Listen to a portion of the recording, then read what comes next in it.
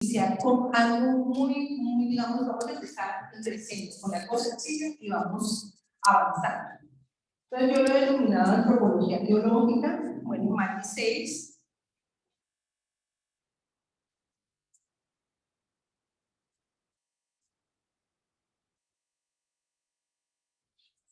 El primer título que finalmente, que es lo que aparece en su programa, que es el yo relacional y los distintos dinamismos fundamentales de la persona.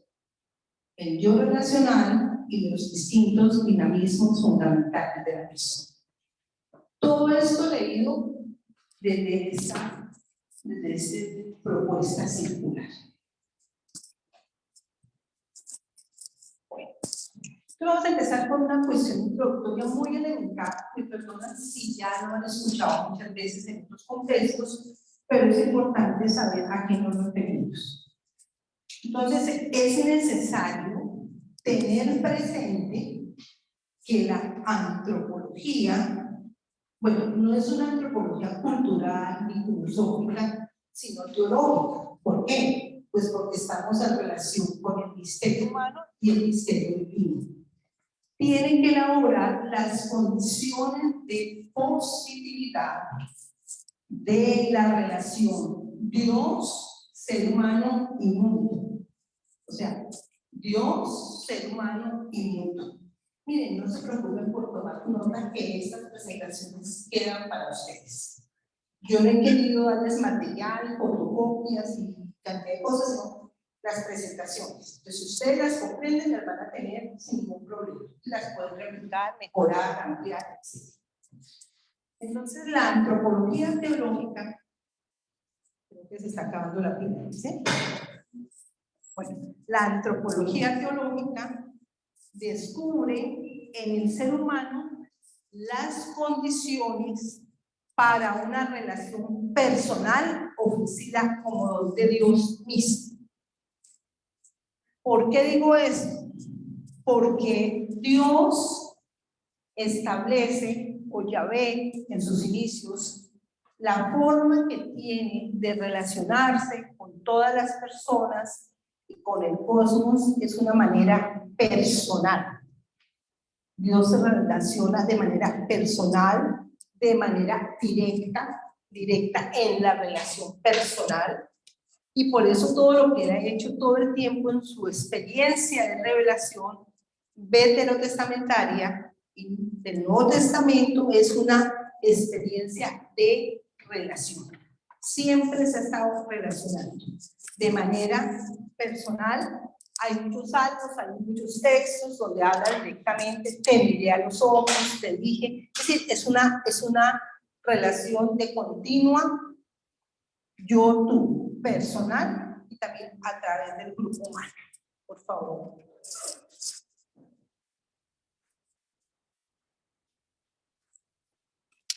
Y pues aquí estamos con aquello que nos hacíamos preguntas cuando estábamos en el colegio, en la adolescencia, en la mediana edad, después en la adultez y siempre en la vida, y es cuáles son las principales preguntas existenciales. ¿Por qué aquí? Y yo creo que esto, pues porque es también una dinámica de los ejercicios, ustedes se han hecho muchas veces esas preguntas. En este momento, ¿por qué aquí? ¿Qué fue lo que hizo posible que yo, bueno, ayer oí algunos relatos en las mesas a las horas de las comidas, ¿qué fue lo que hizo, qué me convirtió a esta experiencia del Magis? ¿Cuál fue la campanita que tocó en mí y me dijo, es por aquí? Y bueno, yo creo que esas preguntas se siguen haciendo continuamente y las respuestas siguen siendo diversas conforme avanzamos, nos estancamos o retrocedemos. ¿Por qué a mí? Y ese ¿por qué a mí? Pues son las preguntas existenciales. ¿De dónde vengo? Ya no me pregunto por el inicio del cosmos, sino que ahora me pregunto, ahora en esto que yo estoy, Maggi 6, vengo obviamente del 5, del 4, del 3, etcétera, pero eso, ¿qué me ha modificado? ¿Qué me ha transformado? ¿Y qué me puede seguir transformando? Entonces, las preguntas que voy haciendo las van teniendo ahí anotadas, por favor, porque esas más otras serán parte de la actividad de esta tarde, ¿sí? Entonces, pues un de dónde vengo, no dónde vengo del inicio del cosmos, sino de dónde vengo a estas alturas de mi juventud, de mi mediana edad, etcétera. No digo más, pues porque hay historia. Sigamos, por favor.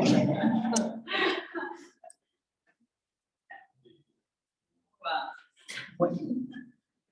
Entonces, el ser humano, definitivamente nosotros nos experimentamos como proyecto, aunque es algo trillado, pero nos experimentamos como proyecto en cualquier momento de nuestra existencia. Ustedes, y ahora que estamos iniciando año ya, en mitad del primer mes, pues, ¿cuáles son los proyectos para este año? ¿Qué es lo que tengo? ¿Cómo avanzo?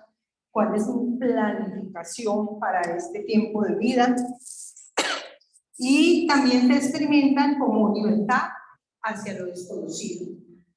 Creo que cuando todos hicieron sus valijas, sus maletas para llegar acá, bueno, rico encontrarnos, pero también cómo nos vamos a encontrar y con qué nos vamos a encontrar y con quiénes nos vamos a encontrar. Y finalmente todo eso no es más o es todo que una experiencia. Yo le pongo mucho énfasis a la experiencia, porque la experiencia no es algo, pero esa es su experiencia, no. La experiencia de cada uno de ustedes va formando una experiencia común de sentido. Y esa experiencia común de sentido es lo que, tamizado por el saber teológico, llamamos la epistemología del conocimiento. Es decir, no necesitamos ir a grandes elaboraciones filosóficas, teológicas, metafísicas para hablar de la epistemología.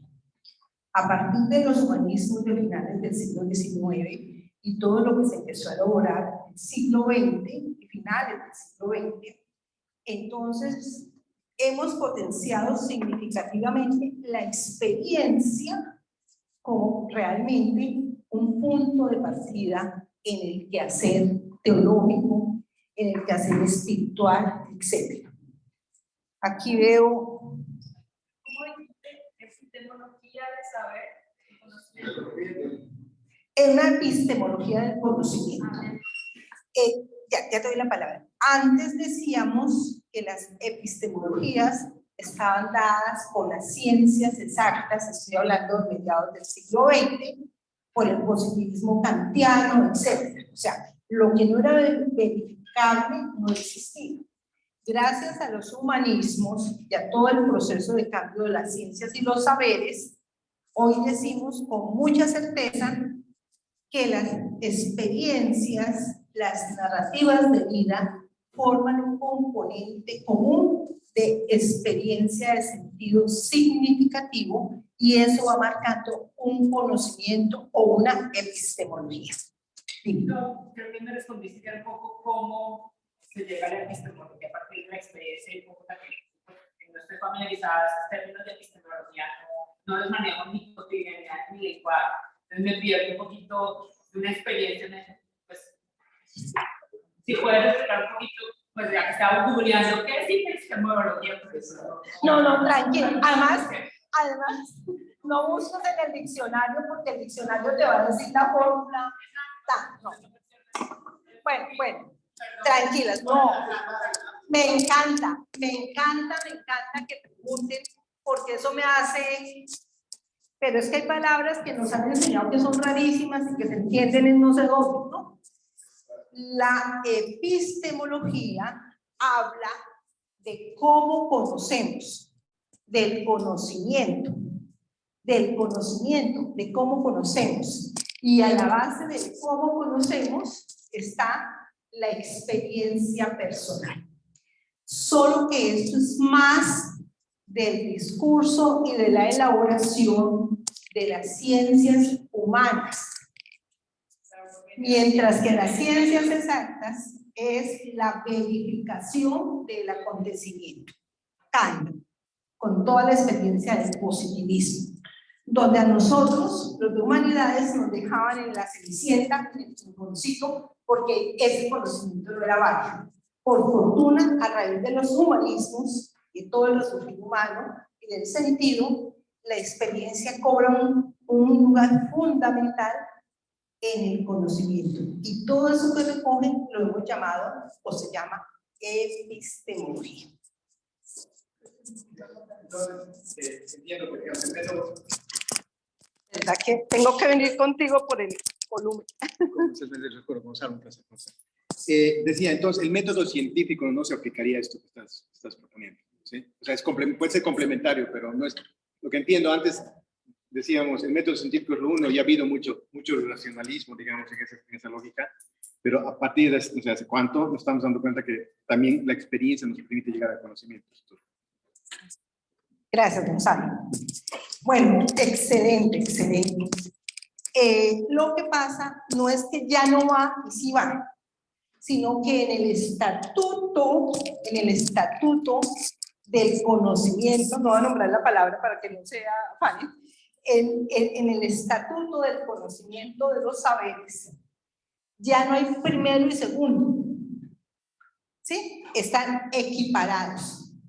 Ya no hay primero ciencias, incluso si uno lee unos textos, en los albores del Concilio Vaticano II se hablaba de ciencias exactas y ciencias blandas.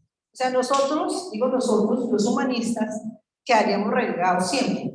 Hoy por hoy, con toda la revolución de las nuevas racionalidades, con el giro antropológico o con la revalorización de lo antropológico, no hay primero ni segundo, sino estamos en el mismo campo de los saberes.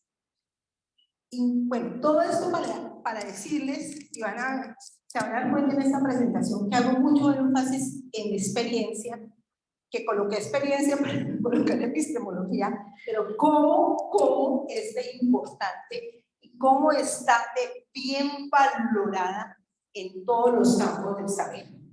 Incluso se llegó a pensar que la teología era misa y celebraciones litúrgicas, porque no se creía que la religión tuviera un estatuto de conocimiento o un estatuto epistemológico. Entonces se la dejaba de lado.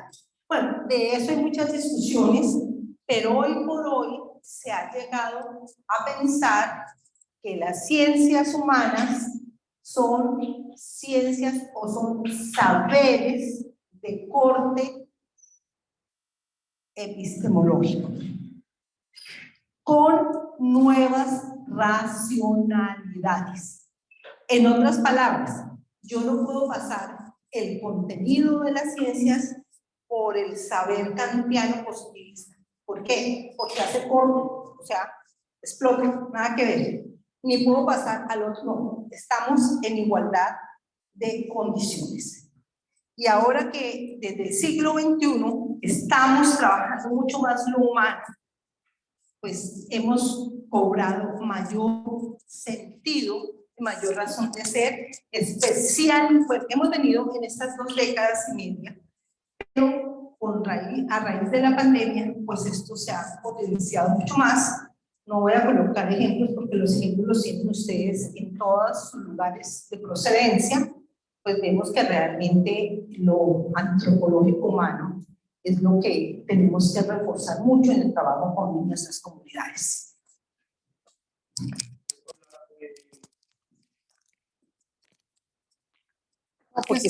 Hola, soy Alex de Quito. ¿A qué te refieres con desconocido? Porque conocemos muchas cosas y cada vez conocemos más. ¿Te refieres a lo trascendente o a qué? No, me refiero a desconocido, es frente a los saberes, frente a lo humano, no a lo trascendente, todavía no estamos hablando de trascendente, estoy hablando de la experiencia como lugar epistemológico o como conocimiento. Y hay muchas cosas que todavía no están conocidas a lo desconocido, pero todavía no estoy hablando del misterio.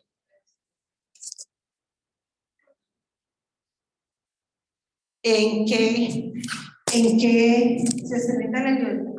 Aquí se experimenta como libertad hacia lo desconocido, es como un futuro que no conocemos, que nos estamos propiciando hacia el futuro, no como trascendente, sino como algo que estamos aquí, ¿no? La incertidumbre que nos genera el planear con libertad, pero también la incertidumbre de lo que no conocemos, en lo inmediato de nuestro futuro, de nuestro actuar, de nuestra planeación humana. Lo que pasa es que el futuro, en ese sentido, sería como una concepción de que el futuro no es conocido y es una concepción, porque el futuro para los indígenas, el futuro es un presente, es un pasado constante, ¿no es cierto?, que se regresa, por lo tanto es muy conocido más bien, no es algo así, o para los orientales, el karma determina a partir de una ley, digamos, causa y efecto, una preexistencia del futuro y por lo tanto ya no es desconocido tampoco. Entonces ya el decir lo desconocido como futuro, otra vez regreso a la idea lineal del futuro como, y no a esa idea.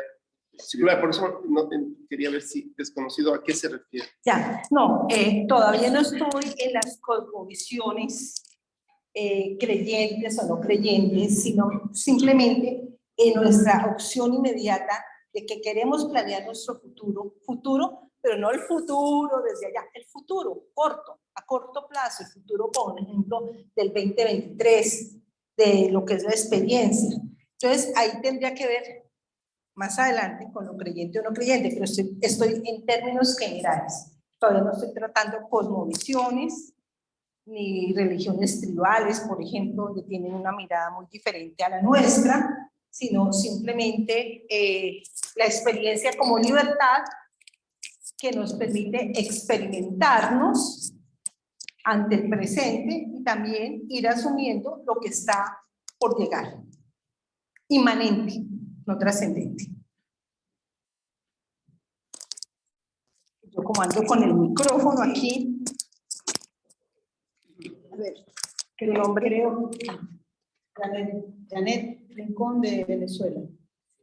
Yo creo que toda esta parte de la clase o del diálogo de hoy, entiendo, la profesora hace el énfasis para justificar o argumentar el peso que va a tener la experiencia en todo lo que va a decir de ahora en adelante. No tenemos que preocuparnos por la epistemología, es comprensible que la profesora lo mencione porque es una académica de alto rango. Bájale el rango. Cuya audiencia normalmente son públicos universitarios donde se hace un debate científico y se nos cuestiona muchas veces la validez, y creo que es una palabra clave, que creo que no la había escuchado. La palabra clave es la validez. Se nos cuestiona la validez de cómo adquirimos el conocimiento, porque hasta ahora, hasta mediados del siglo pasado, se decía, si no es el método científico experimental, cuantitativo, objetivo, no vale. Si no lo puedes cuantificar, no es verdad, no es conocido. Pero ha habido una transición en cómo se elabora la ciencia, entre paréntesis, epistemología, que es un poco ese camino, o sea, cómo adquirimos el conocimiento. Ha habido una transición y cada vez se valora, se valida más la experiencia y la interrelación, la intersubjetividad. Entonces, todo esto creo que lo apuntamos a esa palabra clave, experiencia, validez de la experiencia como camino del conocimiento y de la verdad. Perfecta la interpretación. Esta ya no es interpretación del lenguaje, sino interpretación hermenéutica. Interpretación. Sí, es por ahí, es por ahí. Entonces, lo que quiero yo decir, perdón, me subo por acá, lo que quiero decir es que la experiencia es lo fundamental en una significación común de sentido. Y esa significación común de sentido fue aquello que vivieron las primeras comunidades de fe. O sea, cómo se va construyendo todo el relato de la resurrección y de la comprensión de lo que había pasado, pues a raíz de esa experiencia común de sentido. Aún más, para quienes hayan trabajado con grupos de mujeres, con interpretación de la Biblia, y aún no de mujeres, quienes hayan oído hablar de Elizabeth Schussler Fiorenza, pues ella trabaja mucho todo lo que es la Biblia y los distintos acercamientos al texto sagrado, y ella parte de una categoría importantísima, y es la experiencia. No es la experiencia de nuestras mujeres marginales europeas. Ser pobre, marginal en Europa, no es lo mismo que ser pobre, marginal en Argentina, en Bolivia, en Ecuador, en Uruguay, en Colombia, etc. Por eso es que la experiencia, como validez del conocimiento, marca una línea y una diferencia fundamental. No es lo mismo que yo les esté hablando a personas que vienen a un encuentro que personas que llevan 5 niveles de Magis en la espiritualidad ignaciana. Es otra cosa. Bueno, creo que está suficientemente bien ilustrado. Vamos, y además sobre esto vamos a seguir trabajando y vamos a poner el ejemplo esta tarde.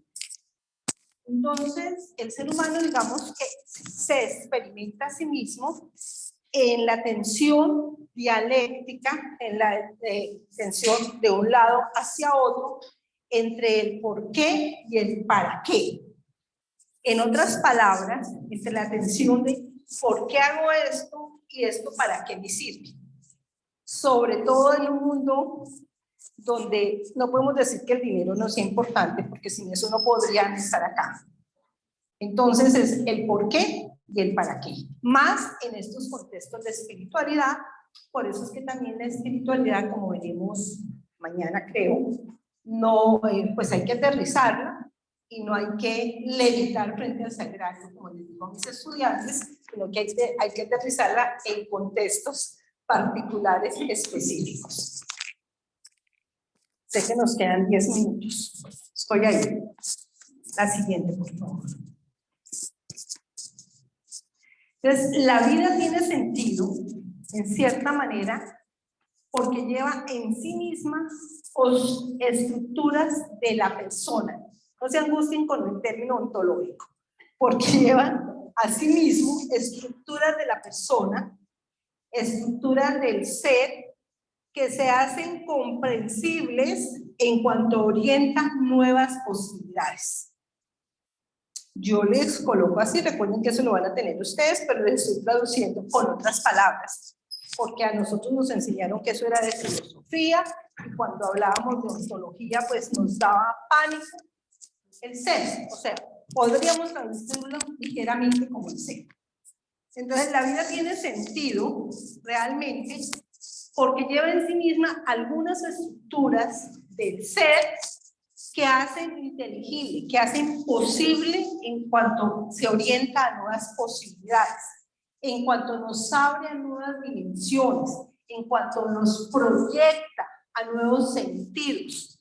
La vida entonces adquiere sentido porque implica tener en cuenta decisiones de libertad en el cumplimiento de las tareas configuradas por una estructura mayor, por eso lo coloco con mayúscula, que es el trascendente, una estructura mayor que es el ser con mayúscula, el ser trascendente. Y es un poco lo que Alex estaba diciendo ahora, nuestro compañero de Ecuador. Ahí sí, no solamente nos quedamos con la inmanencia, sino también tiene sentido porque nos proyectamos. Esos y muchos otros interrogantes que ustedes tienen en el interior, entonces, ¿cómo afectan mi existencia? ¿Cómo afectan su existencia el hecho de estar aquí y todo lo que han ido aprendiendo? Yo creo que lo que vieron con Vilma es bien importante. Bueno, lo que han ido viendo hasta ahora, porque de todas maneras los lleva a una primera experiencia de significación común, como son las comunidades y los textos bíblicos, que son ya un relato interpretado. Ya sabemos que lo que se encuentra en el texto bíblico son narrativas ya interpretadas por los años, por la tradición oral, escrita, etc. Son preguntas sin respuestas. ¿Cuáles son sus preguntas fundamentales que nos mueven en este momento? Y cómo esas preguntas van teniendo algunas respuestas, otras se van transformando, otras siguen en búsqueda, porque eso es lo que nos permite en esta dimensión circular irnos apropiando, irnos reacomodando e ir avanzando. Entonces hay unas categorías, esto nunca es absoluto, hay algunas categorías como punto de partida, que es un sí mismo, que es la libertad, una búsqueda constante, la red de relaciones que establecemos nosotros, nosotras, la trascendencia, la historicidad y otras tantas que podemos colocar aquí y que ustedes van a complementar. A todo eso lo voy llamando experiencia. Pero también hay unas mediaciones, que esas mediaciones también tienen el componente de experiencia, como son los procesos o la fenomenología, los procesos, la ontología o el ser, la experiencia, la conciencia, el conocimiento que tiene que ver con la experiencia y obviamente la espiritualidad. Estas mediaciones las he puesto acá, pero no son absolutos como mediaciones, también pueden estar como punto de partida. Todo esto para decirle que las mediaciones pueden ser en un momento mediaciones para acercarnos más a las relaciones y al trascendente, pero también pueden ser un recurso de sí mismas. Esta imagen, para quienes sean adictos a Frida Kahlo, es una de las figuras del diario de ella, de Frida Kahlo. ¿Sí? Pues, repito, Frida Kahlo, ¿aquí hay mexicanos? Sí, claro, claro, es Frida Kahlo. Bueno, yo soy adicta a Frida Kahlo. Por su historia, por su vida y demás, utilizo muchas de sus poesías, de sus imágenes. Este es el diario íntimo de ella, esta imagen recortada. Ajá. ¿Listo? Bueno, ahí es como para que se diga que estamos despiertos y ya casi vamos al receso. Ahora, 10 minutos. Ok.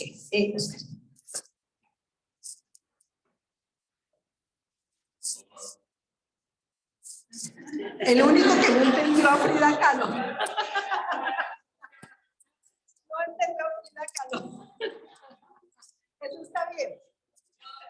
Entonces, miren, aquí viene algo que yo considero muy importante y es el desde dónde. El desde dónde, voy a decirlo en palabras serias y en palabras no tan serias, o en palabras sofisticadas y en palabras sencillas. El desde dónde marca desde qué epistemología. El desde dónde marca desde qué experiencia, desde dónde me estoy moviendo.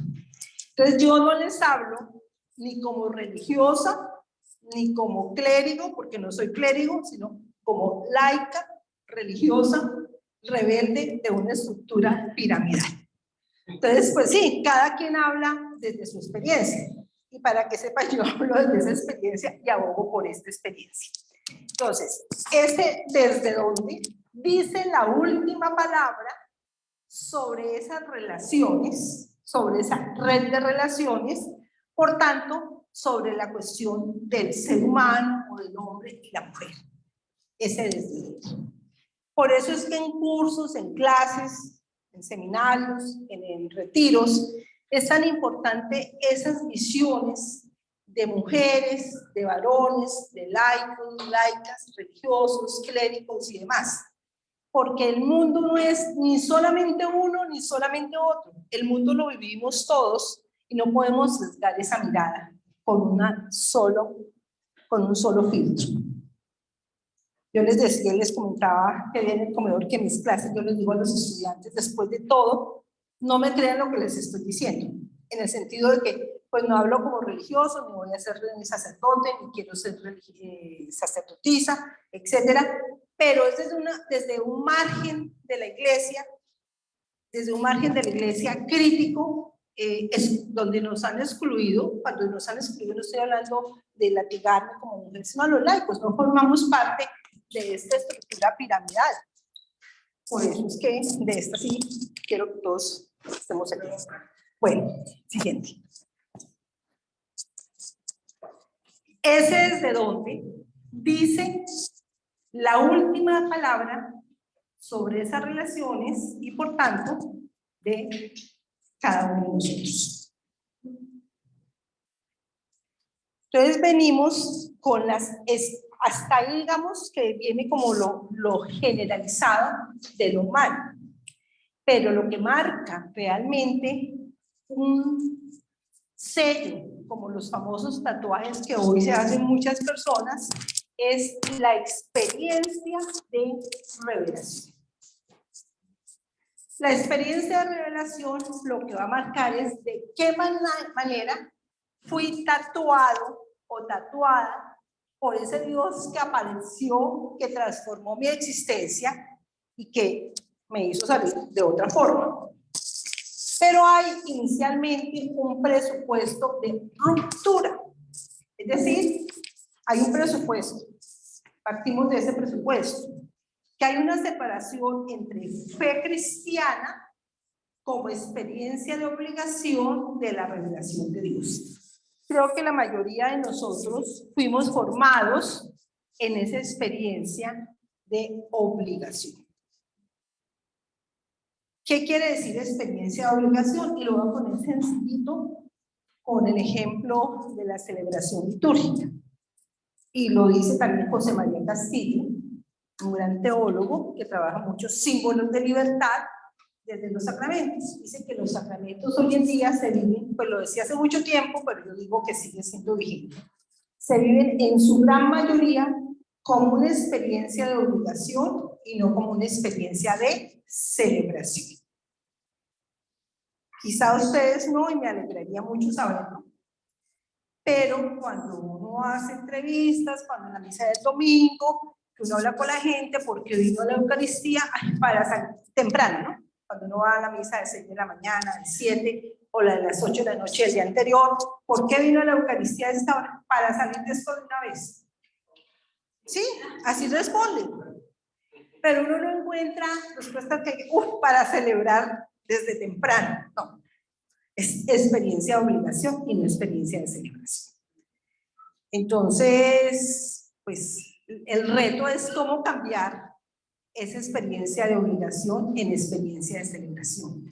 Cómo hacer más comprendible y más sensible y más visual en el contexto de hoy, cómo Dios se sigue revelando a través de los signos de los tiempos, cómo a Dios lo seguimos encontrando en la cotidianidad también. Bueno, yo digo también para matizar, pero yo diría en la cotidianidad, porque no lo buscamos en el sagrario, ni en las alturas, ni levitando, sino es en lo cotidiano, en el rostro del otro, de la otra. Entonces, hay una separación de fe cristiana como experiencia de obligación y revelación, y entre eso y las experiencias humanas. Creemos que lo sagrado está en las alturas y lo profano es lo que nos está cercano.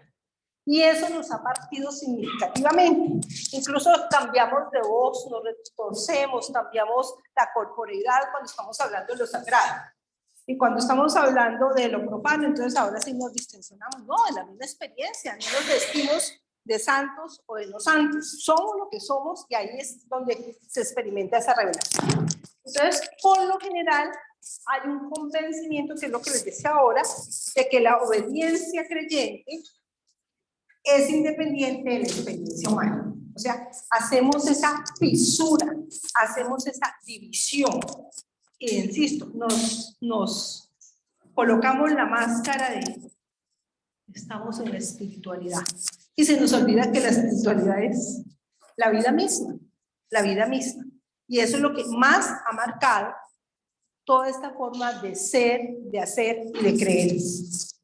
Por favor, la siguiente. Entonces, hay un horizonte epistemológico, hay un horizonte experiencial, que se parte de una experiencia concreta, está en conexión con un saber, que son las experiencias que vamos adquiriendo, y eso es una acción recíproca, que las experiencias adquiridas y la experiencia concreta. ¿Cuál es la experiencia concreta? Pues es que nosotros, los católicos creyentes, no partimos de cero, partimos de una experiencia concreta, y la experiencia concreta es la experiencia de revelación. Nuestro saber epistemológico o nuestro saber científico, entre comillas, no parte de la nada, parte de un dato ya dado. Y ese dato es lo que conocemos con el nombre de revelación. Y la revelación ya es un saber interpretado. ¿Sí?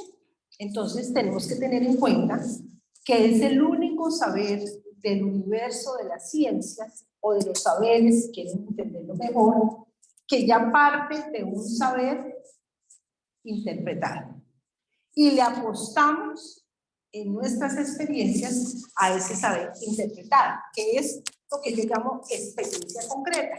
Pero esa experiencia concreta está en íntima conexión con las experiencias adquiridas de nueva lectura de los signos de los tiempos o de nuevas lecturas de experiencias de revelación en nuestras vidas y en nuestra experiencia de significado común. O sea que es recíproco. Finalmente, la totalidad de experiencias tenidas se convierten como un marco interpretativo, como un marco hermenéutico desde donde nos leemos, nos leen y vamos construyendo nuevos sentidos. ¿Está claro eso? ¿O no está claro? ¿Lo repito? Bueno, lo repito todo el tiempo. Entonces, ¿cuál es un ejemplo de que puede ser en una experiencia concreta? Perfecto. Una experiencia concreta es la revelación. La revelación que aparece de manera específica en el Antiguo y en el Nuevo Testamento. O sea, la manera como Yahvé se muestra a través de muchos personajes y de muchas situaciones y de muchas implicaciones en la vida. En el Nuevo Testamento, la experiencia concreta de cómo ese Yahvé, Dios, se muestra, es Jesús de Nazaret. Una experiencia concreta es Jesús de Nazaret es o se muestra como el Padre. Esa es una experiencia concreta.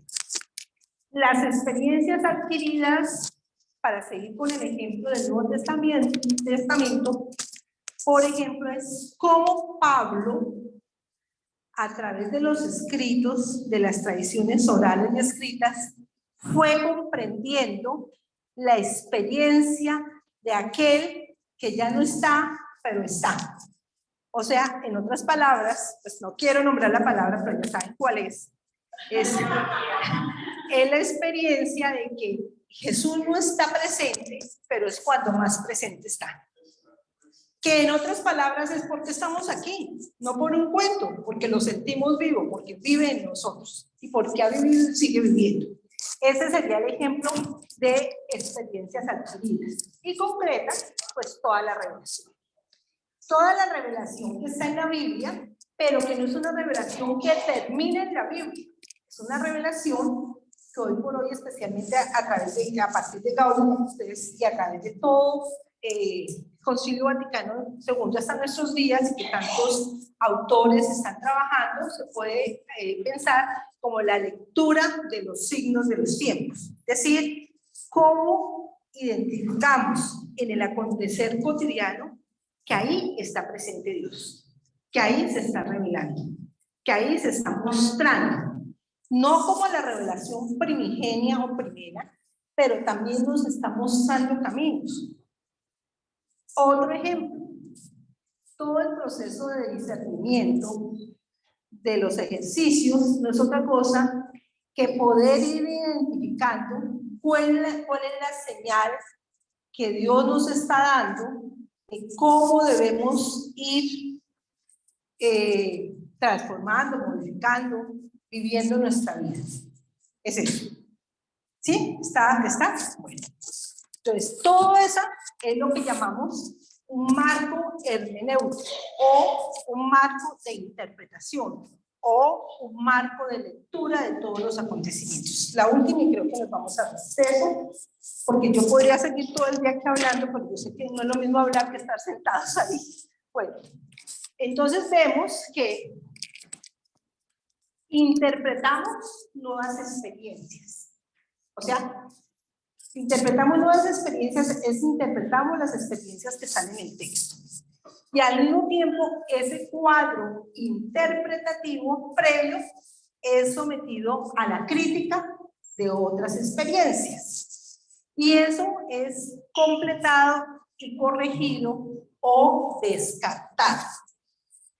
Entonces, lo ya experimentado es visto gracias a las nuevas experiencias en nuevos contextos.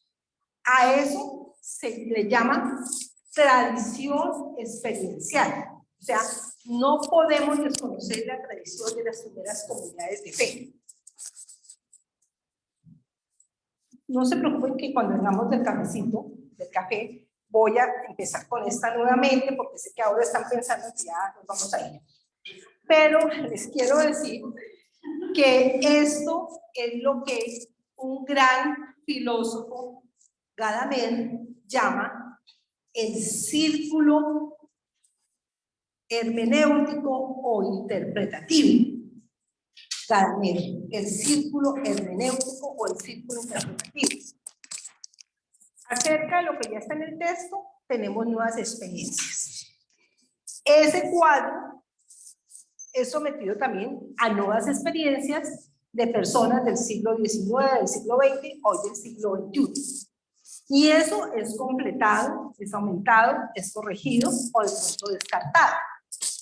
Eso, lo ya experimentado, es visto gracias a las nuevas experiencias y nuevos contextos. Es lo que llamamos la tradición. Y la tradición experiencial obedece a la experiencia de las comunidades de fe, tanto en el Antiguo Testamento, en el Nuevo Testamento como presente.